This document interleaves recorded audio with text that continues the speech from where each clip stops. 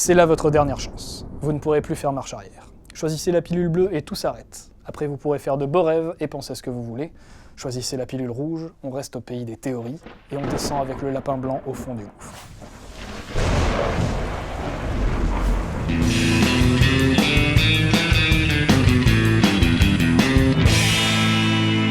Première chose, si vous n'avez pas encore vu la trilogie Matrix ainsi que John Wick 1 et 2, vous auriez bien mieux fait de choisir la pilule bleue, déjà parce que tout ce que je vais vous raconter ne va pas vous évoquer grand chose, mais surtout parce que vous allez vous faire spoiler plein de super films. Bien, avant de rentrer un peu plus dans les détails, voici la théorie en mode bloc de granit pas encore taillé.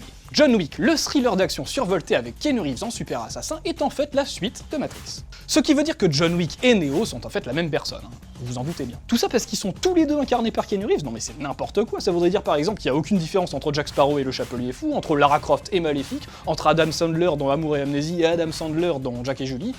Ouais, c'est vrai que c'est quasiment les mêmes. Ne vous inquiétez pas, cette théorie développée par Snoop Liger et Daily Tomatoes sur Reddit a d'autres arguments, mais avant de les développer, on va quand même rappeler vite fait comment fonctionne ce qu'on appelle la matrice. À la fin du XXe siècle, les humains créent l'intelligence artificielle. Leur invention leur échappe, les machines se rebellent, déclarent la guerre à l'humanité et gagnent. Comme le soleil a disparu, elles sont désormais obligées de trouver une nouvelle source d'énergie pour survivre et décident de cultiver les humains comme des légumes dans des champs. Pour les maintenir dans un état végétatif permanent, elles créent ce qu'on appelle la matrice. Un programme informatique ultra élaboré, une prison virtuelle, un monde fictif implanté dans le cerveau des humains pour leur donner l'illusion de la liberté. Ou bien, selon les propres termes de Morpheus, la matrice est la simulation d'un monde imaginaire, créé dans le seul but de nous maintenir sous contrôle, jusqu'à ce que nous soyons tous transformés en ceci. Thomas Anderson, alias Neo, est un humain prisonnier de la matrice comme les autres, mais doté sans le savoir d'un pouvoir hors du commun.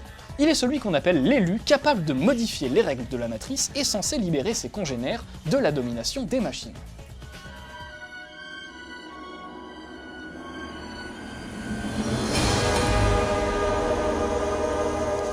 On sait, ça fait beaucoup d'informations pas très digestes à intégrer. Avant de continuer, sachez seulement que le monde dans lequel sont enfermés les humains dans le film est en fait la 6e version de la matrice. Les premières n'ont pas bien fonctionné, et les machines ont dû s'y reprendre à plusieurs fois avant de réussir leur coup. Et si le monde que l'on voit dans John Wick était en fait la version suivante, ou l'une des versions suivantes, et si John Wick lui-même était en fait le nouvel élu, le successeur de Neo. Bon, alors si on résume, quels sont les points communs entre les deux personnages ? Comme on l'a déjà dit, Neo et John Wick sont tous les deux incarnés par notre ami Keanu Reeves, mais on a dit aussi que c'était loin d'être suffisant pour prouver quoi que ce soit, et on ne va donc pas s'arrêter là. Les deux personnages sont également dotés l'un et l'autre de capacités absolument incroyables qui leur permettent d'éliminer à la chaîne des centaines d'ennemis aussi facilement que s'ils tiraient des canards, de maîtriser à la perfection le maniement des armes à feu qu'ils auront méticuleusement sélectionnées, et d'exceller dans de très nombreux arts martiaux ou techniques de combat. Bref, Neo et John Wick ont donc le même visage, les mêmes aptitudes, mais aussi les mêmes potes. Car oui, Morpheus, ou plutôt sa nouvelle version, apparaît bel et bien dans John Wick 2 sous le nom du Bowery King. Comme Morpheus, il est incarné par Lawrence Fishburne, et comme Morpheus, c'est un rebelle extérieur au système qui dirige un groupe de clandestins. Monsieur Wick ne se rappelle pas, mais on s'était rencontrés il y a fort longtemps, bien avant mon ascension.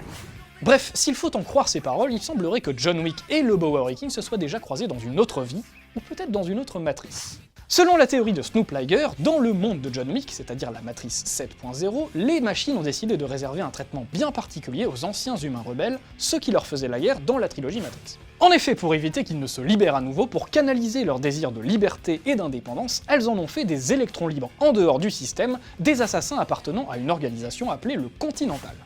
À la fin de John Wick 2, on peut d'ailleurs voir le leader de cette organisation, un certain Winston incarné par Ian McShane, figer tous les occupants d'un jardin public d'un simple mouvement de tête, une scène qui rappelle évidemment l'arrêt sur image de Morpheus dans Matrix.